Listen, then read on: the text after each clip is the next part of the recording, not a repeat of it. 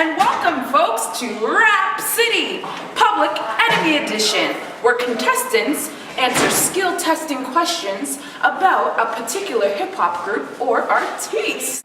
Our first contestant is Jessica, dressed as her favorite group member, Chuck D, sporting a Public Enemy varsity jacket and her gangster hat and gangster pants.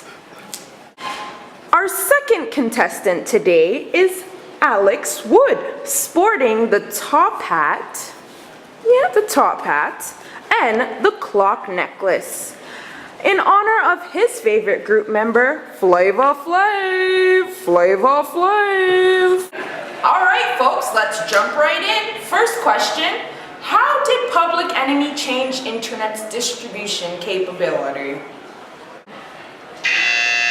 By being the first band to release MP3 albums, which created technical advantages for years to come.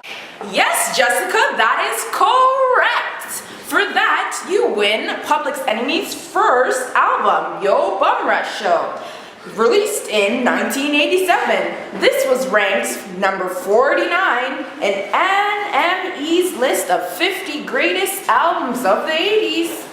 This album announced hip-hop group who smoke beneath dark, Spears beats like no other. All right, next question, folks. What is Public Enemy known for? They are known for their politically charged lyrics and criticism of American media with an active interest and frustrations and concerns of the African American Black community. Next question, folks. What artists were influenced by Public Enemy? Justin Bieber. No, Jessica. Alex, did you want to give it a try? I know. On the rap community alone, Public Enemy influenced countless numbers of artists, and it was Chuck D's heavy-hitting lyrics and Flavor Flav's style and Terminator X's DJing that did this. Nas recently played a show in New York City promoting his new album, and finished off the new show with a cover of Bring the Noise by Public Enemy. Public Enemy did a collaboration in 1999 with metal group Anthrax. This was one of the first rock and rap collaborations, and it gave way to a new style of music. Rage Against the Machine adopted this style, and they did a cover of Public Enemy's 1988 track, Black Steel in the Hour of Chaos, with an appearance from Chuck D himself.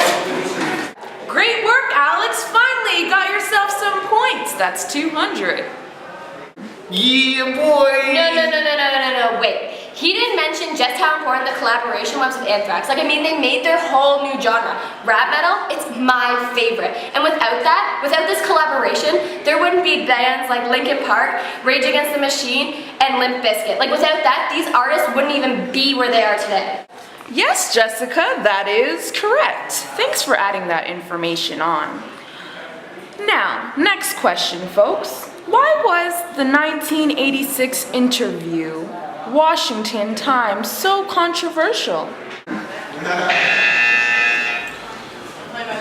Okay, the Washington Times interview was caused such a big uproar because the band member, Professor Griff, made an anti-Semitic comment suggesting that Jews are responsible for the majority of the wickedness in the world. And Chuck D was then forced to kick him out of the group temporarily. All right, let's head right over to the next question now. What were Public Enemy's contributions? Public Enemy made contributions to the hip-hop world with political, social, and cultural consciousness. They also made contributions because of the way that they sang the songs, with poetic rhymes and sound collages as a foundation. Good job, Jess! Just for that, you get another 500 points, and I'm gonna throw in Public Enemy's 9th album, There's a Poison Going On. Released in 1999, There's a Poison Going On comes out of the gate sounding like classical Public Enemy, which is exactly what Public Enemy intended, since their slight sonic change-up on He Got Game didn't result in, the top hits. Alright, let's head over to the next question. Who were Public Enemy influenced by? That's right. Public Enemy had influences from various musical acts in multiple genres. Chuck D once said in an interview that the Clash influenced him hugely in his early teenage years by being able to not only cross cultures in the United States, but also cross musical genres by leaking through the disco movement at the time. This heavily influenced and inspired Chuck D. The Beastie Boys inspired the members of Public Enemy while on their License to Ill tour in 1987, and they got Public Enemy to look at their stage show and come up with a few things to make a bigger impact on the audience. This was a huge thing for Public Enemy because their stage show was one of the reasons they got so big. Right on, Alex. Just the answer I was looking for. Just for that, today you'll receive the New World Order album released in 2005. The New World Order opens with the same sort of blustery black conscious quote that marketed previous albums. Instead of Dr. King or Bobby Seale, they have employed the booming Brit bridle of Rev. Al Sharpton. Alright, next question. State the factors that relate to their personal matters. How do I say this in a good way? Flavor Flav, he's a little bit of a drama queen, and he became in the public eye again after his drug use in the 1990s. At one point, Flavor Flav is quoted saying that he spent about $2,600 a day on his drug problem over a period of 6 years. Do the math. Because of Flavor Flav's action, it gave his fans a negative impression on him. But like, who wouldn't think that? That being said, let's head over to the last question. How did Public Enemy influence fans socially? Public Enemy tackled racism head-on in their lyrics. With highly criticized figures in the public sphere, Public Enemy could tap their views into their songs, at the same time rapping about how being black made you a public enemy. As Public Enemy pioneered political rap, more and more journalists, fans, and African American leaders began to view Chuck D as the potential leader for the new generation. Great job, Alex. Not too bad. Well, it is kind of bad because that is the last question of the day, but you do receive Public Enemy's 13th album. Most of My Heroes still don't appear on no stamps. Released in 2012.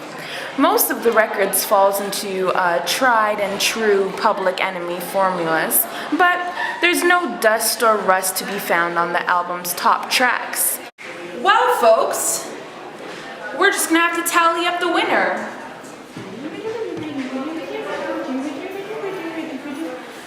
Well, Jessica, it looks like you're the winner today. Even better, Public Enemy is going on tour in 2 weeks, and guess what? You get 2 beautiful tickets for you and a lucky friend. Alright folks, well, that's a wrap. You can see my beautiful face next week on Rap City. To you, Anthrax and Public Enemy. And yo, Scotty, what we gonna do, G? Bring the noise!